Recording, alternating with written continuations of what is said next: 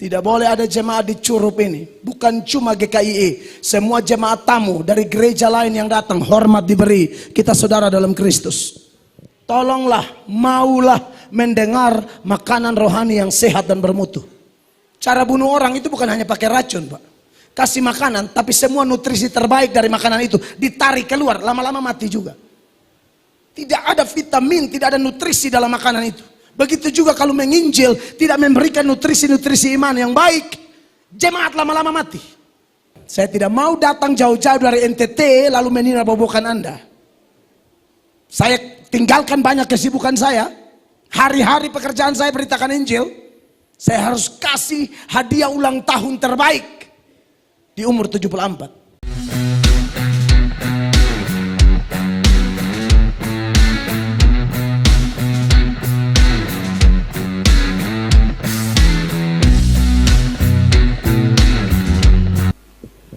Baik, puji Tuhan, shalom.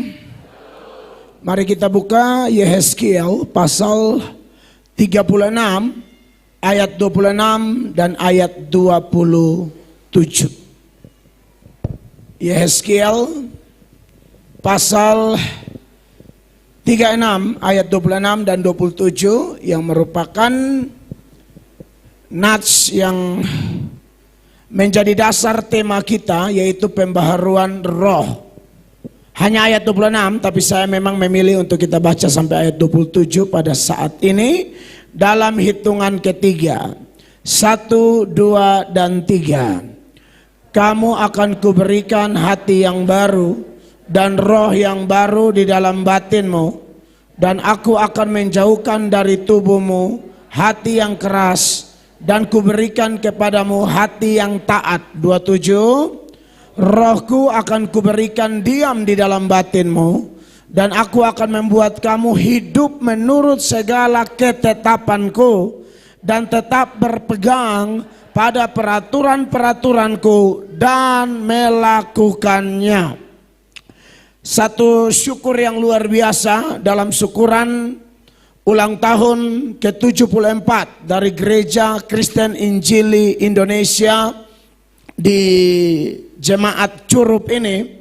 Saya dapat kesempatan menjadi mitra menyampaikan firman Tuhan dalam satu tema yang luar biasa dalam seminar maupun KKR, baik di dalam KKR Kaula Muda, lalu ibadah umum tadi pagi jam 7:30, lalu juga seminar yang penuh dengan antusias dari jemaat sekalian, dan sudah ada banyak pelajaran yang luar biasa. Dan tadi pulang sampai di hotel, saya masih nonton kembali ibadah-ibadah tersebut. Saya dengar soundnya, gambarnya, wah keren sekali. Terima kasih buat tim multimedia yang memang menyadari bahwa pemberitaan Injil ini mungkin kita beritakan di sini, tapi orang di luar juga bisa nonton, mereka bisa disentuh, mereka bisa diberkati, mereka bisa ditarik oleh Tuhan dari gelap menuju terang yang ajaib. Amin. Luar biasa, menurut saya sangat keren. Saya dengar-dengar dulu Pendeta Stephen Tong pernah khotbah di sini katanya. Lalu dia kritisi soundnya. Begitu ya.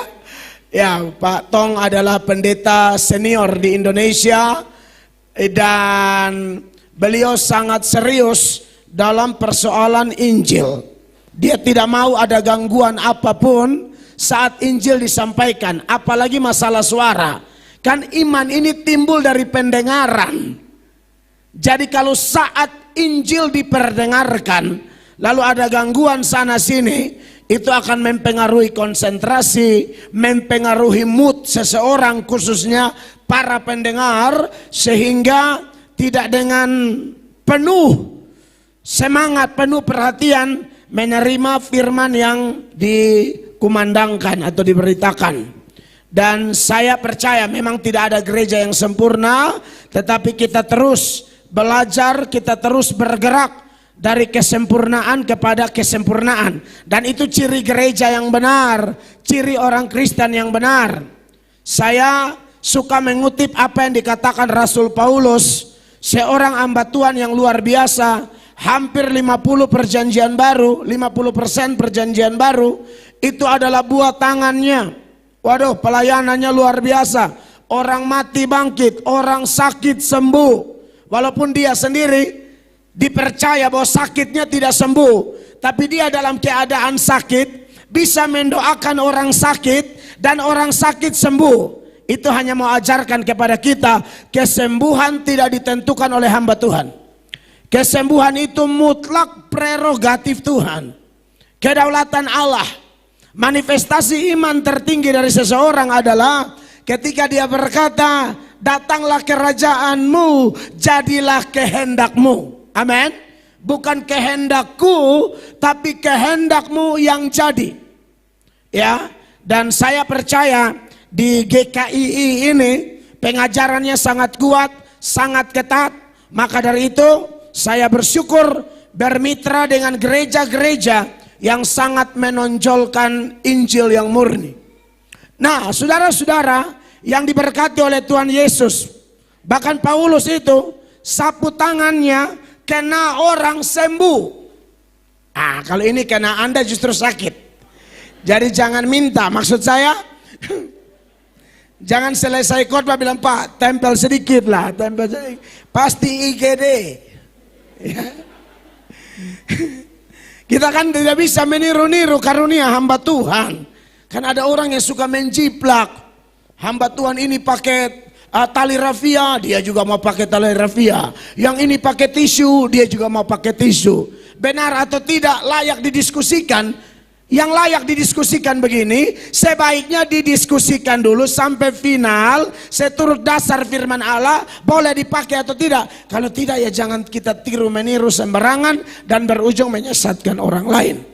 Terima kasih Pak Ketua. Jadi panitia di sini ini sangat luar biasa ya.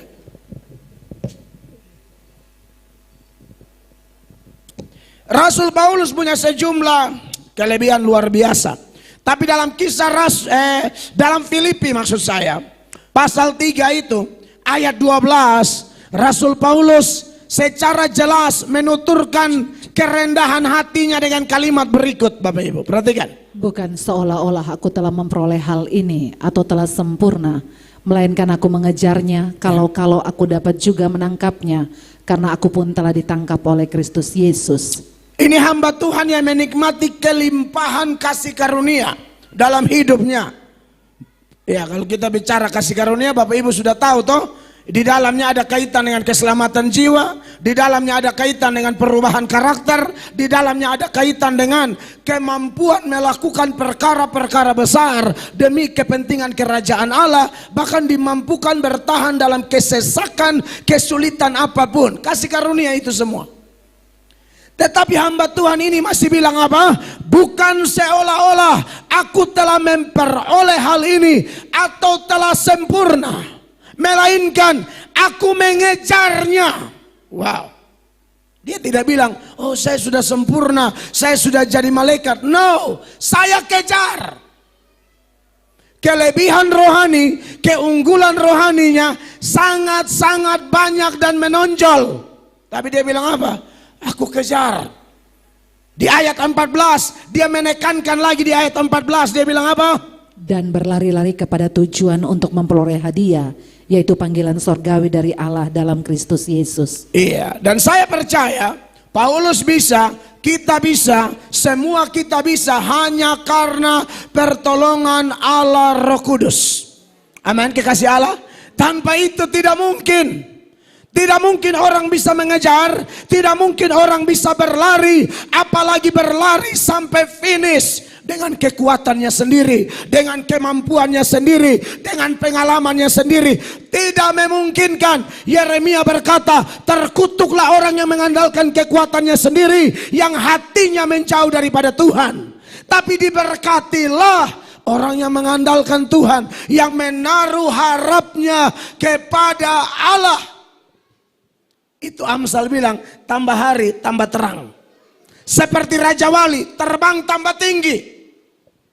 Itu orang-orang yang betul-betul dipenuhi, dikuasai, dituntun, atau mengalami pembaharuan roh.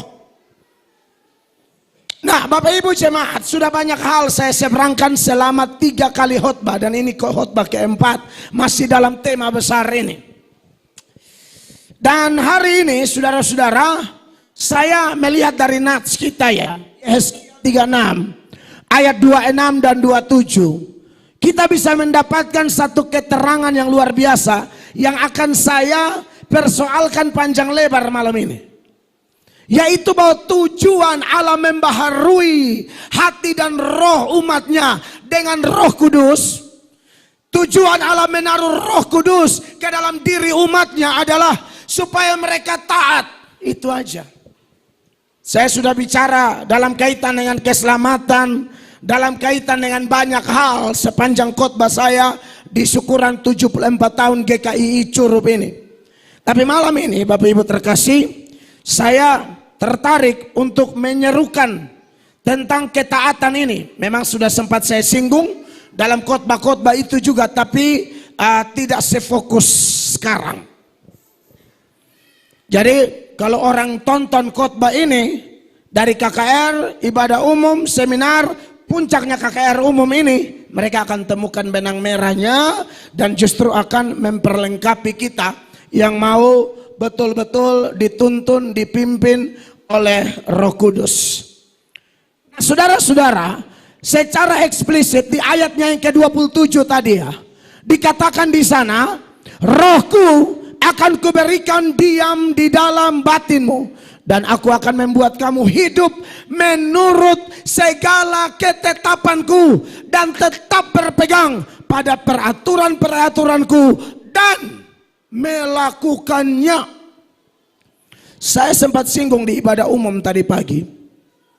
Alkitab berkata dalam Roma 10 ayat 17, iman timbul dari pendengaran dan pendengaran akan firman Kristus. Amin. Dengar firman dengan segenap hati, dengan rasa lapar dan haus akan firman Allah, iman timbul. Apalagi komitmen untuk melakukannya, maka saya yakin pertumbuhannya akan mengalami multiplikasi, akan mengalami pelipat gandaan.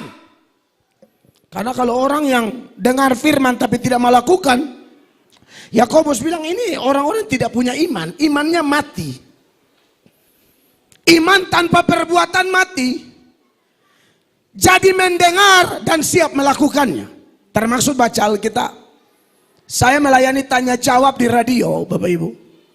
Spontan, kalau saya acara radio tanya jawab seputaran iman Kristen.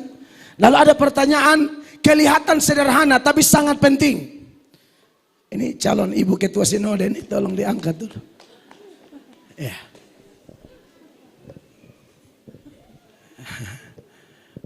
Baik.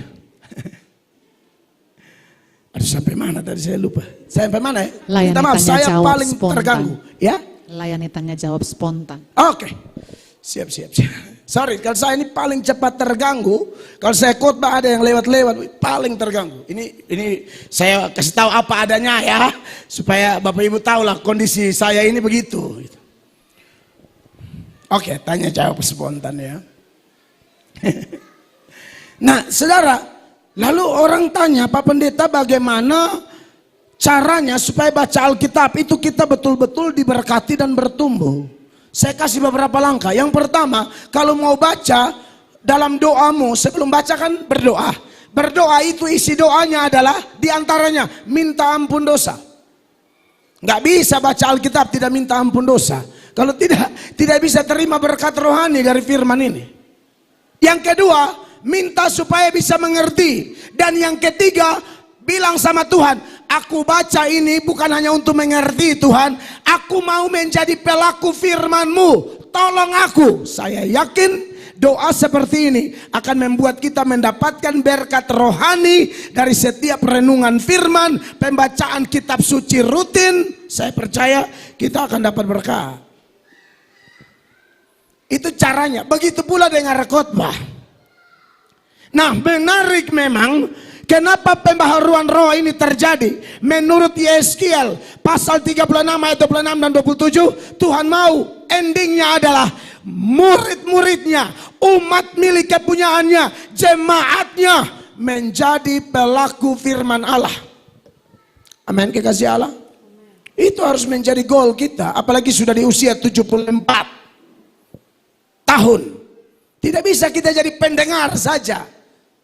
Tidak bisa kita hanya jadi penilai, pengukur, penikmat saja. Kita harus jadi pemain di dalam perlombaan iman yang diwajibkan bagi kita. Tidak boleh ada orang Kristen pasif di GKI. Semua harus aktif. Amin, Bapak Ibu terkasih. Nah, berkaitan dengan taat ini ya Bapak Ibu terkasih, saya mau seberangkan dua hal saja. Yang pertama, untuk mentaati Tuhan itu harus dimulai dengan pengertian firman Allah yang benar. Ulang, untuk mentaati Tuhan harus disertai dengan pengertian yang benar.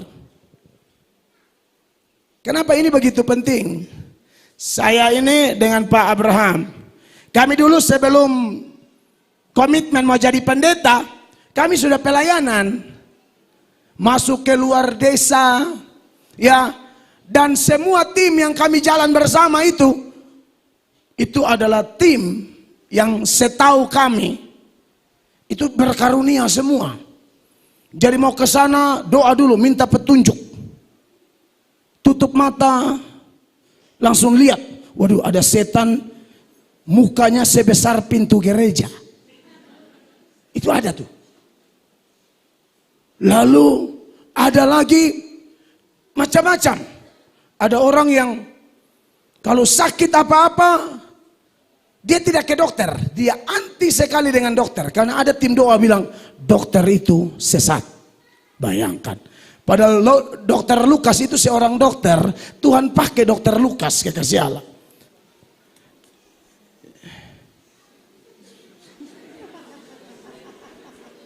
Dia udah 2 kali, berarti kalau dia ketua sinode 2 periode.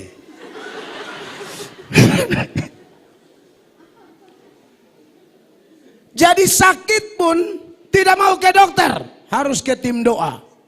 Satu kali pergi ke tim doa, minta petunjuk. Tim doa bilang tidak ada petunjuk apa-apa. Dia maksa, tolonglah ibu, doa lagi, siapa tahu doa kedua nih ada petunjuk. Karena sudah emosi pendoa ini, akhirnya dia tutup mata. Sebenarnya nggak dapat petunjuk, tapi udah jengkel aja biar pulang orang sakit ini. Ada nggak petunjuk? Sudah ada. Karena orang ini kelihatan pucat gitu kan. Tuhan sudah kasih tunjuk, di tangan kananmu gelas. Oh haleluya, haleluya, haleluya. Di tangan kirimu jeruk, puji Tuhan. Itu artinya apa? Tuhan bilang kau kekurangan vitamin C. Kalau begini kan minum obat, minum vitamin, lu kurang vitamin. Tapi minta petunjuk. Bahkan ada ya yang kelihatan taat, bersemangat pelayanan, tapi pengertiannya tidak bagus. Maka satu kali berdoa kasih orang, katanya ada setan dalam diri orang ini, dan katanya roh bisik harus pukul orang ini. Dan Anda tahu mereka pukul sampai mati, sampai meninggal. Makanya ini akhirnya ditahan, disidang dan ditahan sekian tahun. Kriminal rohani. Katanya Roh Kudus bilang sakit jenis ini tidak boleh jamak, harus tonjok. Tonjok tendang, innalillahi. Meninggal saudara. Nah, jadi kalau saya mau bicara ketaatan, kita harus menyoroti hal ini. Ketaatan harus dimulai dengan pengertian firman yang benar. Sebab Alkitab berkata dalam Amsal 19 ayat 2, tanpa pengetahuan kerajinan pun tidak baik. Kelihatan taat tapi tidak disertai dengan pengetahuan yang benar. Jangan coba-coba paksa diri. Salah langkah saudara-saudara. Perhatikan. Tanpa pengetahuan kerajinan pun tidak baik. Orang yang tergesa-gesa akan salah langkah. Iya. Salah langkah karena tidak ada pengetahuan yang baik. Ini seperti orang-orang Israel yang didoakan oleh Rasul Paulus. Kalau saudara baca di Roma 9 sampai akhir, bahkan Roma 10 mulai ayat 1, ini doa Paulus bagi suku bangsanya. Paulus doa bilang begini, Roma 10 ayat 1. Roma 10 ayat 1. Saudara-saudara, keinginan hatiku dan doaku kepada Tuhan ialah supaya mereka diselamatkan. Mereka dimaksud di sini adalah Israel. Karena apa? Ayat 2 Paulus bilang begini. Sebab aku dapat memberi kesaksian tentang mereka, bahwa mereka sungguh-sungguh giat untuk Allah, tetapi tanpa pengertian yang benar. Saya lihat ini. Mereka sungguh-sungguh giat untuk Allah, tapi pengertiannya kacau. Roh Kudus dicurahkan untuk membuat orang bergairah belajar. Bukan ngeroh membabi buta. Roh Kudus itu membuat orang bergairah belajar, tekun belajar, firman yang murni, Injil yang murni, supaya dilengkapi dengan pengetahuan yang benar, sehingga tidak salah langkah, tidak kelihatan aktif tapi meleset, tidak kelihatan aktif tapi salah. Banyak orang Kristen, semangat tapi salah. Ini kita alami dalam beberapa pengalaman kami begitu. Soal semangat banget. Khotbah pun berapi-api, tapi 1 jam kita dengar baik-baik. Kacau ini khotbah nih. Penafsirannya kacau, hermeneutiknya kacau, kutipannya kacau. Kalau dia khotbah di orang nggak belajar sih aman. Nah sekarang zaman ini nih, jemaat semua bisa buka AI, ChatGPT, mereka bisa cari tahu. Nggak bisa kita hamba Tuhan begitu terus, nggak bisa. Makanya kenapa Petrus bilang begini dalam 2 Petrus pasal 1 ayatnya yang kelima, tambahkan kepada imanmu kebajikan, tambahkan kepada kebajikan pengetahuan. Tidak bisa hanya iman dan kebajikan, harus pengetahuan. Perhatikan. Justru karena itu kamu harus dengan sungguh-sungguh berusaha untuk menambahkan kepada imanmu kebajikan dan kepada kebajikan pengetahuan. Iya. Tanpa ini repot. Dulu kami ini, saya tidak tahu di Bengkulu ya, saya kurang dapat informasi, tapi ini di NTT. Dulu, tak karena pengertian firman kurang benar, jadi kalau muncul satu figur, namanya besar, mereka menganggap benar tidaknya sebuah ajaran tergantung orangnya populer atau tidak. Gerejanya secara kuantitas pengikutnya banyak atau tidak. Ini salah.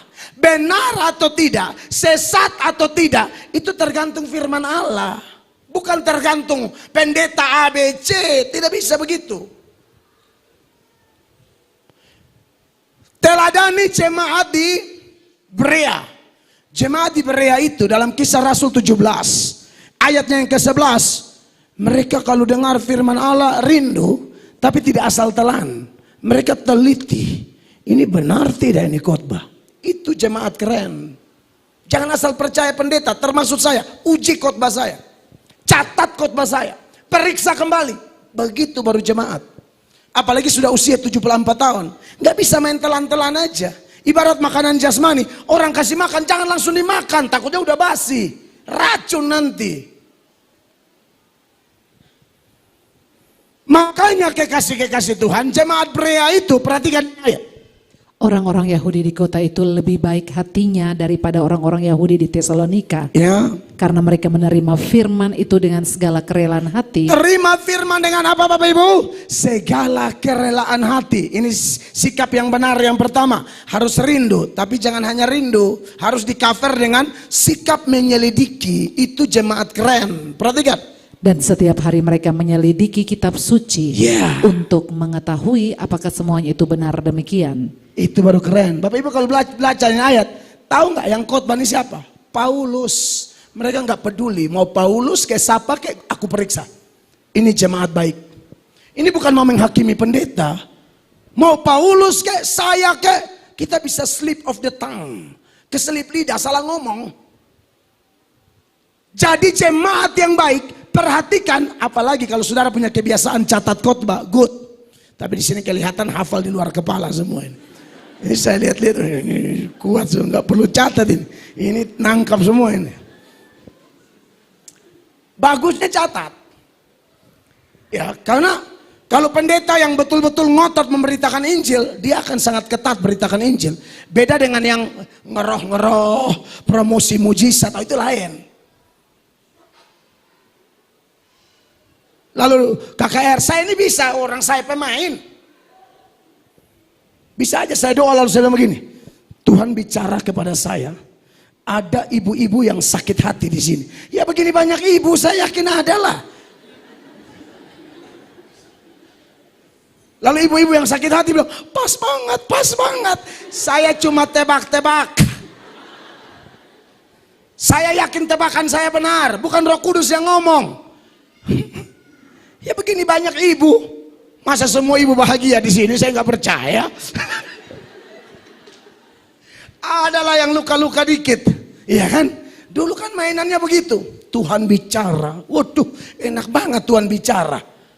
Misalnya kalau Tuhan bicara sama saya, Tuhan bicara sama saya. Ya udah saya bikin kitab suci baru aja, Mel Atok 1 ayat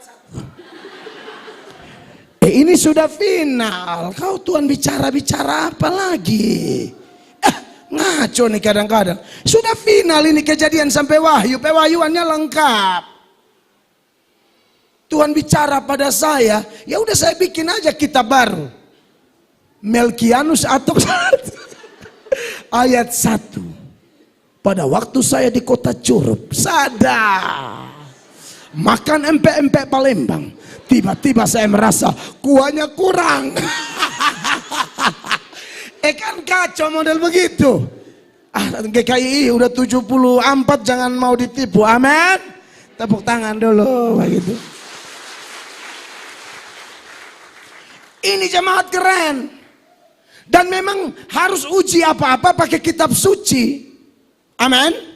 Makanya kalau saudara nonton juga, sekarang kan banyak tuh apologet di TikTok, Facebook, apa segala macam. Boleh-boleh saja, tapi saya berharap teladani jemaat Berea ini. Kita nonton mau siapa kek, termasuk nonton saya kek. Pegang, uji. Ini baru benar. Sebab benar atau tidak, sesat atau tidak, itu tergantung ini. Seorang apologet terkenal di Alkitab, itu namanya Apolos.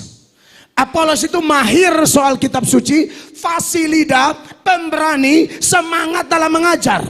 Dalam Kisah Rasul 18 ayatnya yang ke 26 dulu. Ia mulai mengajar dengan berani di rumah ibadat, tetapi setelah Priskila dan Aquila mendengarnya, mereka membawa dia ke rumah mereka dan dengan teliti menjelaskan kepadanya jalan Allah. Apolos pengkhotbah muda berkualitas, Priskila Aquila jemaat biasa. Tapi jemaat biasa yang bernama Priskila Aquila ini pengetahuan firmannya luar biasa. Mereka panggil pengkhotbah muda ini, ajak ke rumahnya makan sambil mereka ajar. Khotbahmu ada yang kurang tadi dek, harusnya begini-begini. Dan Apolos pengkhotbah muda yang sangat rendah hati. Ibu, saya ini di jemaat Tuhan yang saya pimpin, itu sudah tahu, saya sudah suarakan dari mimbar. Khotbah saya diperiksa. Kalau ada salah tolong WhatsApp. Ternyata betul loh, mungkin 5 kali saya khotbah salah.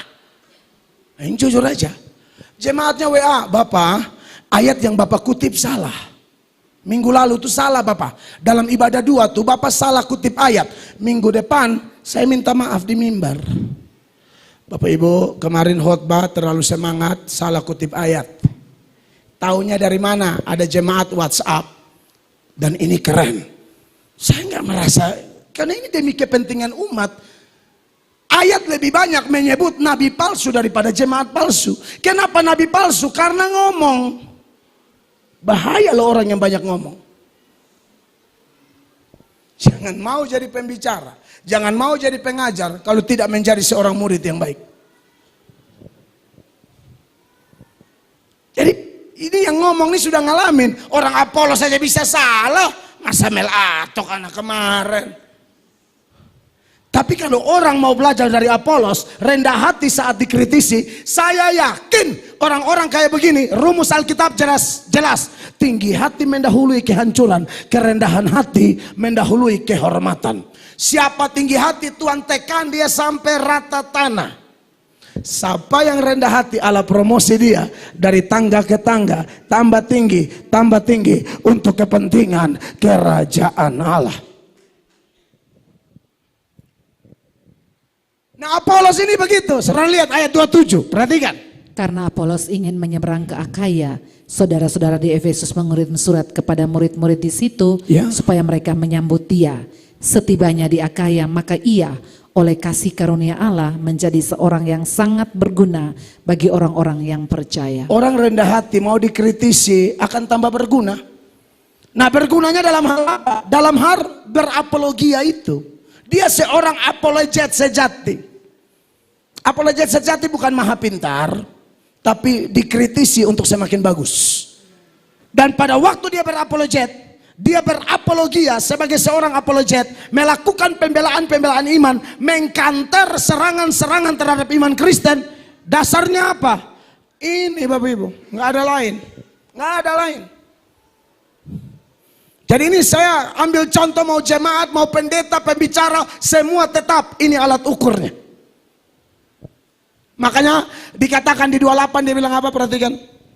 Sebab dengan tak jemu-jemunya ia membantah orang-orang Yahudi di muka umum, Ya. dan membuktikan dari kitab suci bahwa Yesus adalah Mesias. Itu baru apologet sejati. Tak jemu-jemu, ia membantah. Ini debat, tak terhindarkan. Ini bukan debat kusir bantah-bantah cari populer, bukan. Bukan bantah-bantah cari subscriber, bukan. Bukan bantah-bantah cari viewers, bukan. Bukan bantah-bantah cari koin di TikTok, bukan. Ini bantah-bantah demi kepentingan Injil. Dan buktinya apa? Kitab suci. Kenapa kitab suci? Karena Yesus bilang sesat tidaknya seseorang tergantung dari mengerti kitab suci atau tidak. Mana datanya? Matius 22 ayat 29. Perhatikan, Matius 22 ayat 29. Yesus menjawab mereka, kamu sesat, Ya. sebab kamu tidak mengerti kitab suci maupun kuasa Allah. Kenapa orang sesat tidak ngerti kitab suci? Makanya dalam mentaati Tuhan harus disertai dengan pengertian yang benar. Supaya jangan semangat bodoh.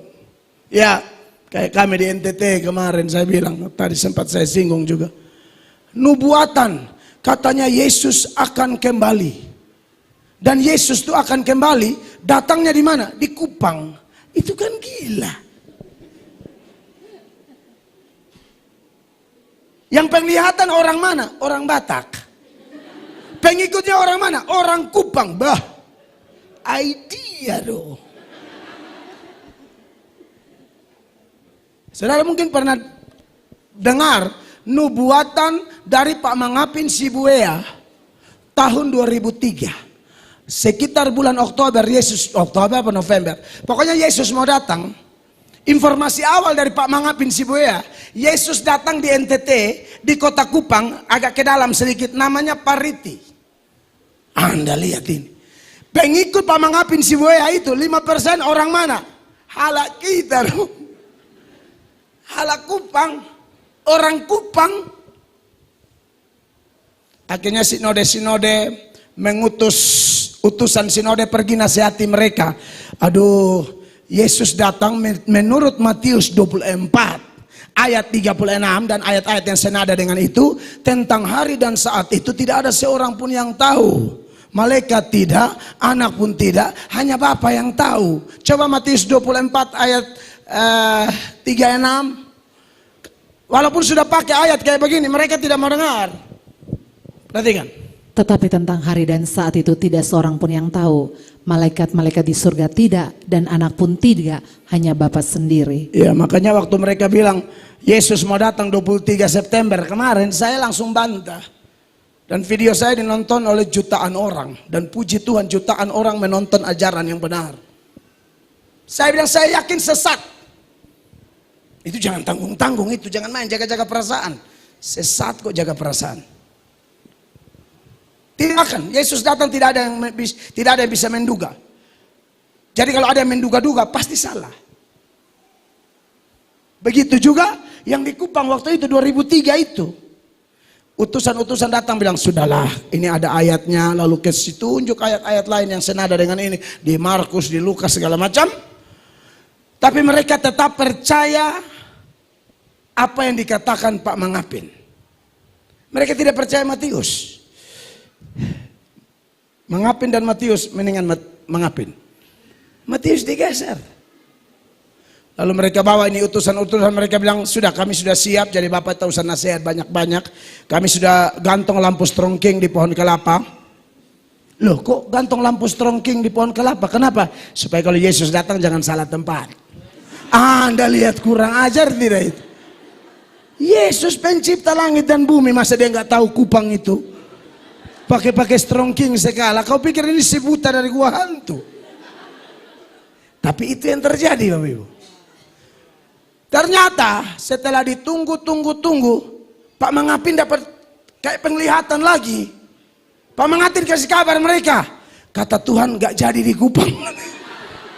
Serius. Kata Tuhan gak jadi di Kupang, pindah ke Bale Endah, Jawa Barat. Benar Pak? Akhirnya begitu pun mereka bilang, oh nggak jadi, oke kita ke Bale Endah. Anda bisa bayangkan, orang kalau sudah didoktrin dengan doktrin yang sesat, nggak peduli, dia tetap ikut. Makanya kalau ada kesempatan saya mendoktrin dengan doktrin yang benar, saya akan doktrin Anda sungguh-sungguh. Karena sesuatu yang sudah tertanam sulit untuk dipugar kembali.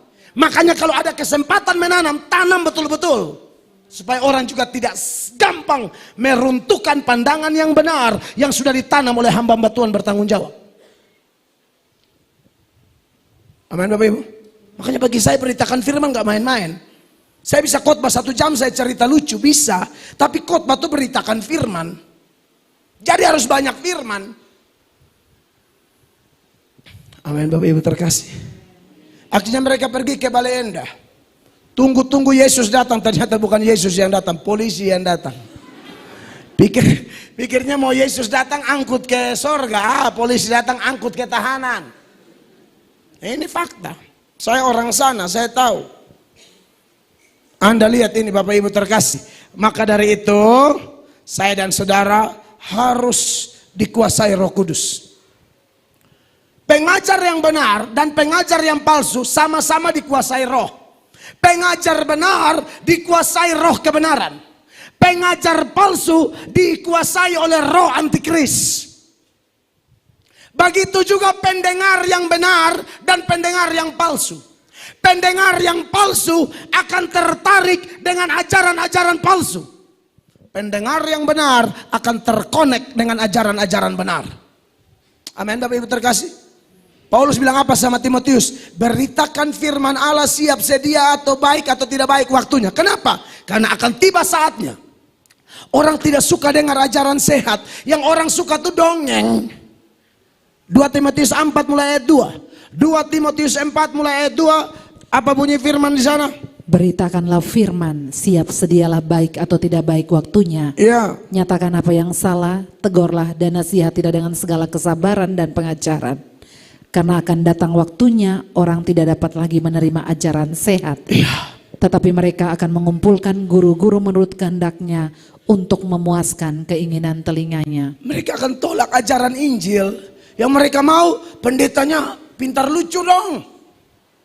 Jadi pendetanya tiketnya sudah dibayarin, hotelnya dibayarin, belum lain-lain. Hanya datang main lawak di sini. Ini KKR bukan acara lapor Pak. Oh sorry, kita tidak kekurangan orang lucu kan di GKI ini. Ngapain lagi undang pendeta lucu? Ya bolehlah, Allah juga punya selera humor. Tapi diatur sehingga lucu itu tidak mengaburkan inti poin. Orang sekarang haus banget pendeta lawak. Hello. Dulu saya ini pelawak berat, Pak Abraham ini tahu. Saya ditegur sama pendeta-pendeta senior, bertobat saya. 1-2 jam, kalau saya khotbah di Kupang Pak, KKR bisa 2 jam. Karena melucunya banyak. Ibu datang, bapak tidak datang. Pulang bapaknya tanya ke ibu, gimana khotbah tadi? Aduh nggak tahu apa, pokoknya lucu banget. Bayangkan itu. Waktu saya dengar itu, aduh terpukul saya. Saya sekolah teologi percuma, hanya pergi khotbah, yang pulang tidak dapat apa-apa. Suaminya tanya, apa khotbahnya? Aduh nggak tahu, pokoknya ketawa kita. Aduh lucu banget si Melatok itu, begitu katanya. Aduh waktu dengar itu malu saya, Pak. Saya seperti sakit di dada. Aduh saya pendeta goblok saya ini. Kok saya main lawak? Maka dari itu Bapak Ibu yang diberkati oleh Tuhan Yesus, ternyata salah satu pencetak pendeta-pendeta palsu itu, Anda tahu siapa? Jemaat. Jemaat yang mana? Jemaat yang suka dengar dongeng. Anda pencetak, di sini kayaknya tidak ada. Mereka. Ini biar diundang lagi.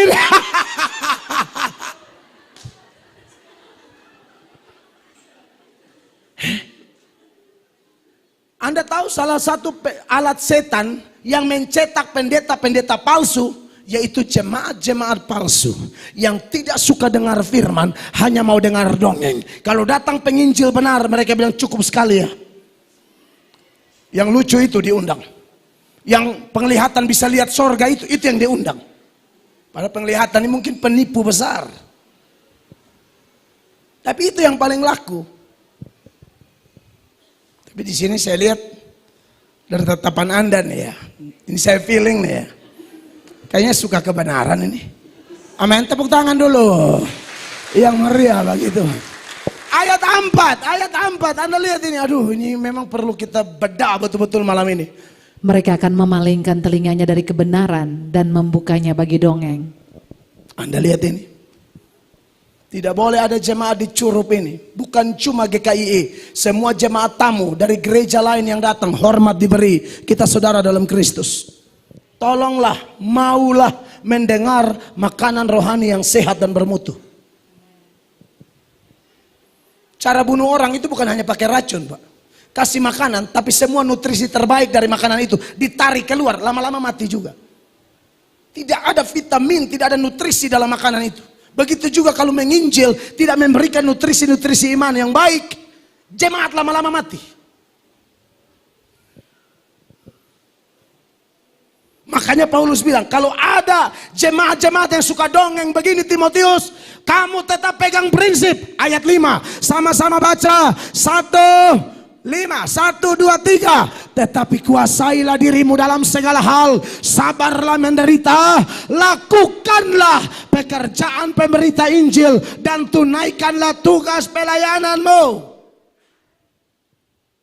Bapak Ibu, ada roh di balik pembicara-pembicara benar dan jemaat benar. Begitu pula ada roh di balik pembicara-pembicara palsu dan pendengar-pendengar palsu. Di balik pembicara benar dan pendengar benar ada Roh Kudus, yaitu sesuai tema kita.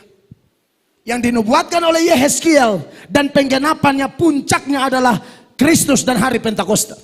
Sampai hari ini. Sedangkan pembicara-pembicara palsu, pendengar-pendengar, penikmat-penikmat ajaran palsu, sadar tidak sadar, saya akan bukakan datanya. Di balik mereka ada roh antikris. Mana datanya? 1 Yohanes pasal 4, mulai ayat 1. 1 Yohanes 4 ayat 1, perhatikan. Saudara-saudaraku yang kekasih, janganlah percaya akan setiap roh. Yes. Tetapi ujilah roh-roh itu, apakah mereka berasal dari Allah. Sebab banyak nabi-nabi palsu yang telah muncul dan pergi ke seluruh dunia. Roh-roh di sana ada kaitannya dengan pengajarannya. 2, perhatikan 2. Demikianlah kita mengenal roh Allah.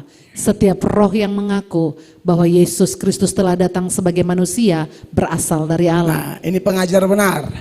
Mengajarkan bahwa Yesus itu Allah setinggi-tingginya yang menjelma menjadi manusia. Roh apapun yang menentang kealahan Yesus, dari data ini jelas itu roh antikris di balik dia. Setan itu. 3, jemaat bersama istri saya. 1, 2, 3. Dan setiap roh yang tidak mengaku Yesus tidak berasal dari Allah.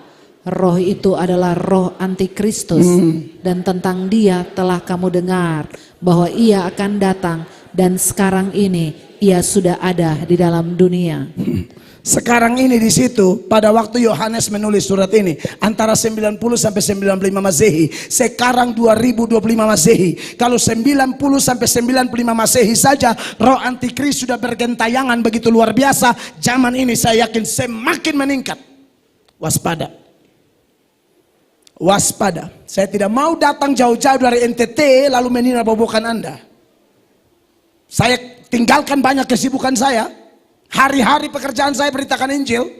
Saya harus kasih hadiah ulang tahun terbaik di umur 74. Amin.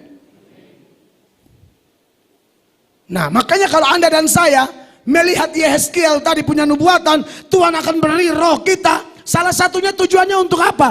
Kita mampu mengalahkan nabi-nabi palsu itu. Ayat 4 sama-sama baca. 1, 2, 3. Kamu berasal dari Allah, anak-anakku, dan kamu telah apa? Mengalahkan nabi-nabi palsu itu. Sebab apa? Roh yang ada di dalam kamu lebih besar daripada roh yang ada di dalam dunia ini. Tepuk tangan yang meriah bagi Yesus. Jadi Roh Kudus itu membuat kita mengerti mana ajaran sesat, mana bukan. Sebelum melangkah lebih jauh untuk mentaatinya, kita harus tahu yang benar yang mana, sehingga mau taat pun taat yang benar, bukan taat nekat. Dan saya tegaskan apa yang saya bilang, saya pertanggungjawabkan. Di balik pendengar-pendengar palsu ada roh palsu, begitu juga pengajarnya. Sebaliknya, pengajar benar pasti ada Roh Kudus. Pendengar benar juga ada Roh Kudus. Seperti hari Pentakosta, Petrus dipimpin roh, yang dengar dipimpin roh. Satu kali khotbah 3.000 orang bertobat.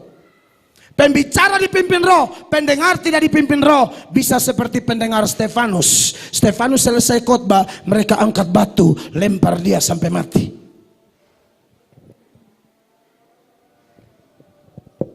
Makanya di ayat 5 dan 6, 5 dulu. Dia bilang apa? Istri saya baca, 5. Mereka berasal dari dunia, sebab itu mereka berbicara tentang hal-hal duniawi. Dan dunia mendengarkan mereka. Iya. Pembicaranya duniawi, pendengarnya duniawi. Tapi kalau pembicaranya ada roh, Anda yang dengar dia, Anda juga dipimpin roh. Ayat 6, sama-sama 2, 3, ayat 6. Kami berasal dari Allah. Barang siapa mengenal Allah, ia mendengarkan kami. Barang siapa tidak berasal dari Allah, ia tidak mendengarkan kami. Itulah tandanya apa? Roh kebenaran dan roh yang menyesatkan. Bapak Ibu, semua ada di Alkitab. Maka dari itu, poin ketaatan ini saya bilang ini luas. Makanya kita mulai gali dulu dari mengerti yang benar, supaya taatnya benar. Amin? Oke, kita masuk poin kedua. Kan cuma 2 poin. Beberapa wajah mencurigakan ya. Tidak apa-apa. Pembalasan hak Tuhan. Enggak semua saya lihat menyala. Menyala abangku, amin? Poin kedua, Bapak Ibu.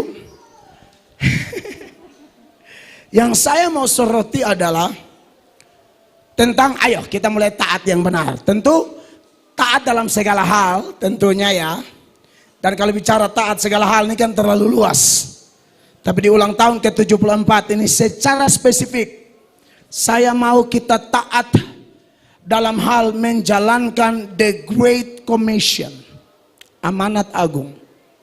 Bapak Ibu, amanat agung bukan hanya tugas dari pendeta-pendeta atau rohaniwan-rohaniwan.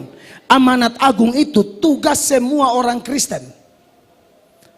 Bagus ada pendeta sekolah teologi, tapi pendeta harus mengajarkan jemaat menjadi jemaat yang misioner. Bukan pendetanya one man show, fight sendiri, nggak bisa gitu. Gereja Tuhan yang saya gembalakan bertumbuh berkembang secara kuantitas dan kualitas. Kenapa? Jemaat yang kami gembalakan, kami latih untuk menginjil. Kami latih untuk bersaksi melalui khotbah-khotbah kami. Makanya itu luar biasa pertumbuhannya. Oh, ini gereja sudah 74 tahun loh. Minta maaf Pak Pendeta, ini ibadah berapa kali satu minggu? Ya?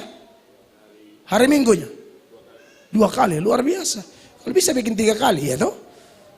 Diakalin. Ini gedung luar biasa. Saya nyaman ada di gedung ini. Jemaat, ayo kita bergerak.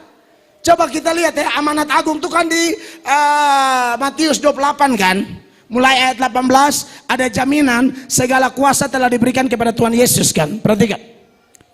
18. Yesus mendekati mereka dan berkata, kepadaku telah diberikan segala kuasa di sorga dan di bumi. 19 bersama jemaat 23.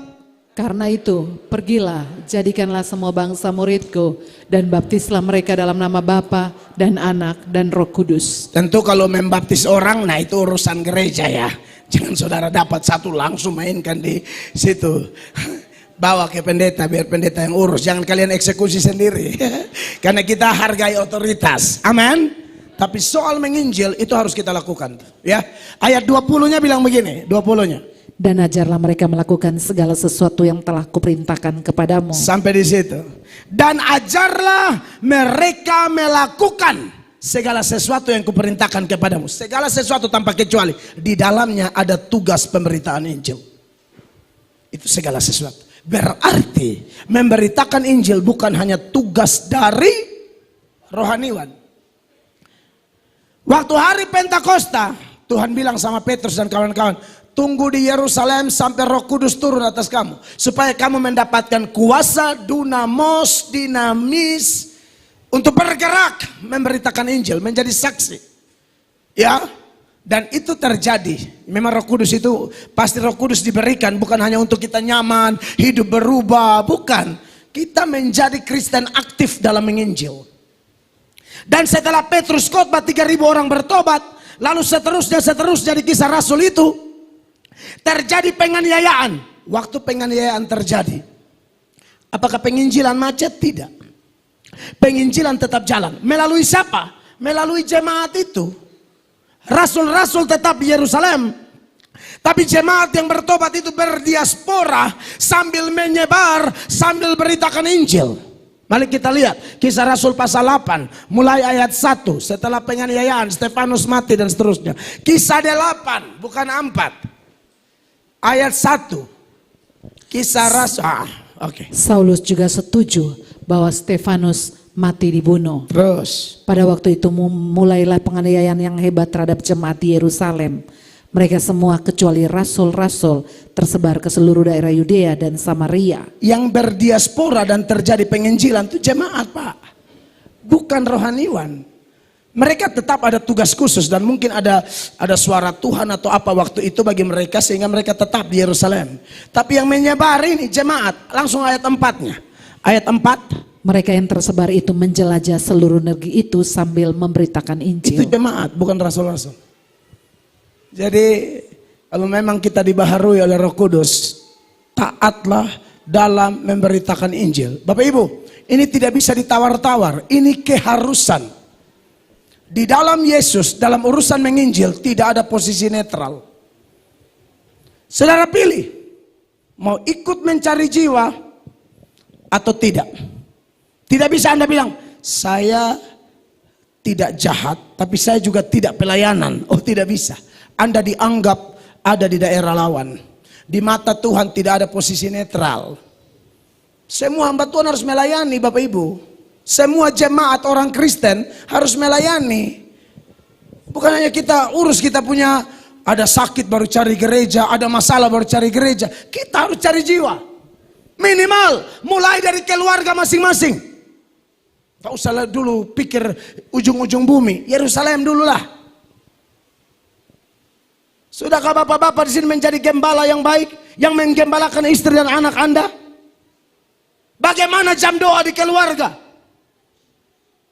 Bapak terlalu sibuk, istri kemana, bapak kemana, anak kemana. Gak bisa begitu orang Kristen. Gak bisa begitu keluarga Kristen.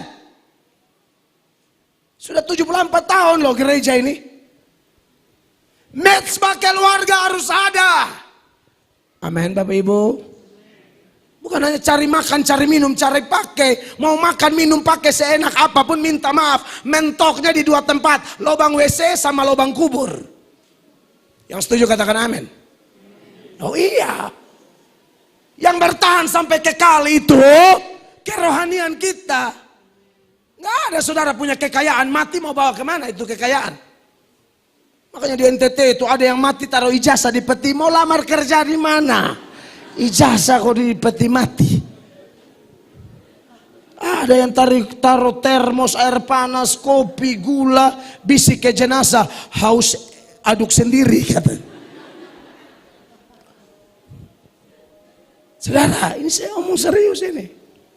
Kita harus menginjil, harus jadi saksi, harus tampil beda. Mereka ini tersebar menjelajah ke seluruh negeri itu sambil memberitakan Injil. Siapa? Jemaat. Bukan rasul. Rasul kan di Yerusalem. Ini serius Bapak Ibu. Ada satu kota, namanya kota Meros. Di Hakim-Hakim 5 ayat 23. Kota itu Tuhan kutuk semua penduduknya. Gara-gara apa? Bayangkanlah kalau Meros itu curup. Curup ini kalau tidak ada orang melayani, Tuhan bilang kutuk kota curup ini. Apalagi Anda yang sudah Kristen. Di sini banyak gunung berapi kan? Ini saya hanya sedikit. Saudara percaya tidak? Kalau Anda sungguh-sungguh menginjil, Tuhan akan amankan negeri ini. Karena Tuhan lihat ada orang benar di kota itu. Abraham itu sudah tawar-menawar sama Tuhan tentang Sodom. Kalau ada 50 gimana? Oh, kalau ada 50 saya nggak ganggu. Coba kau hitung. Nggak nyampe. 40. Turun. Cuma 4 orang. Yang 4 ini pun kacau-kacau semuanya. Istrinya Lot juga kepala batu, gila harta. Perempuan mata duitan. Ini istri Lot loh ya. Perempuan materialistis, ngomongnya selalu duit. Beda sama ibu-ibu di sini.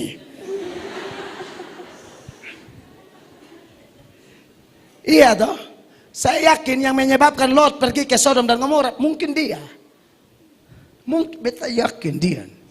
Kan bapak-bapak ini kepala. Tapi ada ibu-ibu yang bilang, iya kau kepala tapi aku lehernya.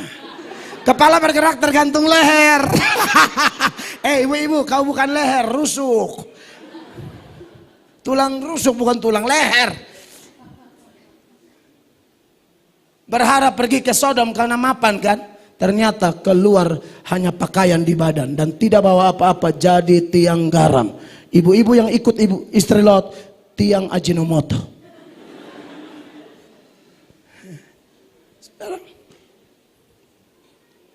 Kalau ada 50 orang, tidak akan aku tunggang balik. Kalau ada orang-orang yang cinta Yesus di kota ini, diberkatilah Curup, diberkatilah Rejang Lebong, Bengkulu Tengah. Hah? Hah? Ya udahlah. Oh iya dong. Hakim-Hakim 5 ayat 23 beda. Satu kota tidak pelayanan. Tuhan bilang kutuk mereka, kasih mati. Kurang ajar semua tuh orang. Baca nih ayat. Kutukilah kota Meros, firman malaikat Tuhan. Kenapa? Kutukilah habis-habisan penduduknya, karena mereka tidak datang membantu Tuhan sebagai pahlawan. Kenapa satu kota dikutuk? Tidak datang membantu Tuhan. Tidak mau pelayanan. Bapak Ibu majelis, pengurus gereja, pengurus kaum ibu, pengurus kaum bapak, pengurus kaum muda, pengurus sekolah minggu. Kamu jangan coba-coba sudah komitmen pelayanan tapi kamu lalai. Kamu pun bisa dikutuk. Mau lihat datanya? Ini enggak semua ada ayat ini. Yeremia 48 ayat 10. Komitmen betul. Panitia Natal sudah dibentuk. Tolong kerja. Jangan lalai. Jangan hanya 2 yang kerja tapi pas isi lagu semua mau kor seragam ungu. Di sini tidak ada sih, tapi di Ethiopia banyak. Pas kerja nggak ada, tapi kor dia bilang aku di barisan yang itu ya, di depan itu aku ya. Enak aja kau ibu. Basar nggak bantu bumbu, nggak masak. Asal nyanyi langsung dengan map itu. Coba lihat. Di sini tidak ada, saya lihat kayaknya nggak ada. Bagian A, perhatikan. Terkutuklah orang yang melaksanakan pekerjaan Tuhan dengan lalai. Sampai di situ. Terkutuklah siapa? Orang yang mengerjakan pekerjaan Tuhan dengan lalai. Kalau sudah komitmen. Anda melayani Tuhan, yang untung Anda. Hamba Tuhan nih, saudara layani dengan air secangkir saja nih. Saudara tidak kehilangan upah. Apalagi bukan secangkir, sudah kasih jeruk madu, ikan bakar lagi. Oh, itu lebih bahaya. Itu dicatat semua itu. Saya dengar terakhir ada babi rica ya. Oh, itu bahaya. Ya mungkin lucu, tapi ini benar. Benar, Bapak, mana ada jeripaya. Kita dalam Tuhan sia-sia. Allah kita bukan Allah buta dan Allah tuli. Dia hitung semua. Dia panggil Petrus. Di Lukas 5 itu awal dia panggil. Dia naik ke perahu Petrus toh. Pakai perahu Petrus jadi mimbar. Dia mulai duduk, dia ngajar. Petrus semalam-malaman cari ikan gak dapat. Ngajar. Sudah selesai. Pakai perahu Petrus. Fasilitas cari makannya Petrus ini dipakai Yesus menjadi alat pelayanan. Karena Yesus khotbah dari atas perahu itu. Perahu yang apa? Semalam-malaman kerja nihil. Selesai dia bilang apa? Petrus bertolak ke dalam. Petrus bingung mau ngapain? Lu tolak aja. Tebarkan jala ke sebelah kanan. Tuhan, semalam-malaman aku cari tapi nggak ada. Ikan itu biasanya dapatnya malam, siang tidak dapat. Saya sudah ulang-ulang ke Israel. Saya tebarkan jala di Galilea itu siang hari, tidak dapat. Orang Israel yang suruh saya tebar. Lalu dia bilang apa? Ini makanya waktu itu kenapa Petrus protes. Siang nggak ada ikan. Semua pakar bilang ikan turun ke dasar di siang hari. Di danau itu. Tapi karena guru yang suruh, saya tebarkan juga. Kok berat banget. Kok berat banget. Ditariknya tidak sanggup dia tarik. Kalau kami di NTT bilang begini. Kalau kau taat Tuhan, lu hela berkat tahan terontong. Itu maksudnya apa? Kau tarik sampai kau mabok menikmati berkat. Allahmu dan Allahku tidak buta, tidak tuli. Segala yang Anda lakukan untuk Tuhan dicatat semua. Jangan hitung-hitungan pelayanan. Jangan cari untung rugi. Jangan bawa pemecah belah di gereja. Jangan adu domba di gereja. Pelayanan kagak, protesnya banyak. Di sini tidak ada. Ada. Aduh. Saya pikir cuma di Venezuela yang ada. Terlibat tidak.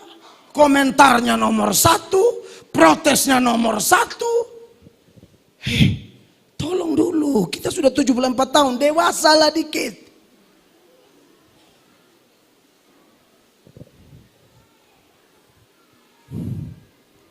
Berdewasalah Bapak Ibu. Kita saudara. Kita keluarga. Melayani dengan tulus. Semua kita punya talenta. Tahu definisi talenta Bapak Ibu? Saya kasih tahu ya. Menurut ajaran Alkitab, talenta adalah, ini definisinya. Definisi talenta adalah segala sesuatu yang Allah berikan kepada kita, kita pakai kembali untuk kemuliaan namanya. Apa yang Anda punya? Yang Anda punya sekarang ini apa yang Anda punya? Enggak ada. Kita ini datang dengan telanjang, nanti mati telanjang.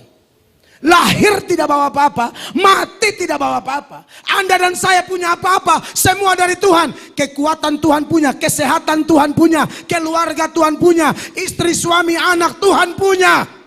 Harta, pangkat, kedudukan, pengaruh, koneksi, skill, main musik apa segala macam, bisa khotbah, bisa kor. Bisa punya kemampuan sebagai leader dalam kepanitiaan tertentu. Semuanya dari Allah. Ayub bilang apa? Aku datang dengan telanjang, aku kembali dengan telanjang. Salomo juga ngomong hal yang sama di Pengkhotbah pasal 5 ayat 14. Kalau Ayub ngomongnya di Ayub 1:20-21, pulang baca sendiri. Saya langsung ke Salomo aja. Pengkhotbah 5 ayat 14. Sebagaimana ia keluar dari kandungan ibunya, Demikian juga ia akan pergi telanjang seperti ketika ia datang, dan tak diperolehnya dari jeripayanya sesuatu pun yang dapat dibawa dalam tangannya. Saudara, semua yang ada pada kita itu titipan, pakai untuk kemuliaan Allah. Masih sehat, tolong pelayanan. Yang udah sakit-sakitan baru janji, kalau aku sembuh, aku mau melayani. Dulu masih sehat kita ajak banyak kali alasanmu. Udah stroke ringan baru, nanti dulu kau masih lancar-lancar pelayanan, tunggu dulu, ini masih 6.000 langkah ini. 6.000 langkah tetap stroke. Banyak yang begitu. Kalau kita yang sudah capek pelayanan, kalau kita stroke, ya cocok kita nyanyi itu lagu. Hidup ini adalah kesempatan. Bila saatnya nanti ku tak berdaya lagi. Hidup ini sudah? Iya. Jangan tak aku udah berdaya tapi belum buat apa-apa. Bikin lagu sendiri kau. Iya toh? Gak mengapa-ngapain so nyanyi. Saudara mau nyanyi lagu, kalau lagu tidak sesuai hidup Anda, tutup mulutmu, tak usah nyanyi. Amin. Memang agak berat ini, cuma mau gimana lagi, ini malam perpisahan soalnya. Kan besok pulang saya. Saudara, orang yang dikasih talenta tapi tidak melakukan. Anda masih ingat itu hamba-hamba? Yang 5 talenta dia lapor, Tuhan 5 talenta Tuhan dapat, aku dapat laba 5. Baik sekali hambaku yang baik dan setia. Tidak ada pujian bilang begini, banyak sekali, itu enggak ada. Ya saudara jangan khawatir. Kalau Anda cuma dapat sedikit, Tuhan tidak akan puji jumlah. Hamba yang 2 jadi 4, pujiannya sama. Baik sekali. Supaya lebih mantap saya buktikan aja ya. Beberapa mata menatap bilang mana ayatnya. Matius 25 mulai ayat 21 deh. 21. Maka kata Tuhannya itu kepadanya, baik sekali perbuatanmu itu, hai hambaku yang baik dan setia. Itu yang 5 jadi 10 itu ya. Terus? Engkau telah setia dalam perkara kecil, aku akan memberikan kepadamu tanggung jawab dalam perkara yang besar. Tapi saudara lihat, nanti yang 2 jadi 4, pujiannya sama persis. Terus? Masuklah dan turutlah dalam kebahagiaan Tuhanmu. 22 bersama jemaat 22 1 2 3. Lalu datanglah hamba yang menerima 2 talenta itu, katanya, Tuhan, 2 talenta Tuhan percayakan kepadaku. Lihat, aku telah beroleh laba 2 talenta. Anda lihat pujiannya di ayat 23 sama-sama 23. Maka kata Tuhannya itu kepadanya, baik sekali perbuatanmu itu, hai hambaku yang baik dan setia. Engkau telah setia memikul tanggung jawab dalam perkara yang kecil, aku akan memberikan kepadamu tanggung jawab dalam perkara yang besar. Masuklah dan turutlah dalam kebahagiaan Tuhanmu. Cakep. Nggak ada pujian, banyak sekali. Biar urus jemaat cuma 10, tapi setia. Bisa jadi upah kita sama besar dengan pendeta besar. Urus jemaat besar tidak setia, hanya makan dari perpuluhan tapi tidak setia. Jangan-jangan masuk neraka ini pendeta. Jangan-jangan. Saya tidak menghakimi, tapi jangan-jangan. Pendeta mau pimpin gereja berapa, tapi kalau ada guru sekolah minggu yang setia, saya yakin upahnya sama, pujiannya sama. Tapi intinya, jangan ada kita yang malas. Jangan coba-coba. Lihat hamba yang malas itu, komentarnya banyak, tapi tidak ngapa-ngapain. Apa kata Tuhannya di ayat 26? 26. Maka jawab Tuhannya itu, hai kamu hamba yang jahat dan malas. Jadi kamu sudah tahu bahwa aku menuai di tempat di mana aku tidak menabur. Sampai di situ. Saudara yang malas pelayanan, Anda penjahat di mata Tuhan. Bukan cuma itu. Ayat 30 Tuhan bilang, sudah malas, jahat, tidak ada guna lagi. 30. Dan campakkanlah hamba yang tidak berguna itu ke dalam kegelapan yang paling gelap. Di sanalah akan terdapat ratap dan kertak gigi. Di usia ke-74 ini, jadilah jemaat yang berguna. Jangan malas. Mulai dari rumah masing-masing. Dorong suami, istri, anak, orang tua, cari Tuhan. Tapi kalau mereka kepala batu bagaimana? Bawa dalam doa. Kalau bawa dalam doa mereka belum juga bagaimana? Tidak usah banyak ngomong. Amin. Suami tidak diubah oleh banyaknya kata-katamu istri. Ya, layani aja biasa. Pak, kuenya udah siap. Makan. Tak usah taruh racun. Hanya kan ada ibu-ibu kan jahat. Suruh makan tapi dalamnya udah potas. Ya aduh kasihan. Mati jangan lah.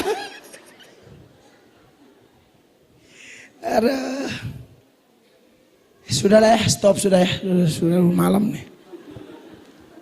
Intinya begini. Kenapa kita lakukan semua ini? Jawabannya, kita sudah diselamatkan. Kita melakukan ini bukan untuk cari selamat. Ini bentuk syukur kita. Karena sudah selamat. Di luar Kristus, orang berbuat baik untuk selamat. Kita tidak. Kita berbuat baik karena sudah selamat. Beri tepuk tangan yang meriah bagi Tuhan Yesus.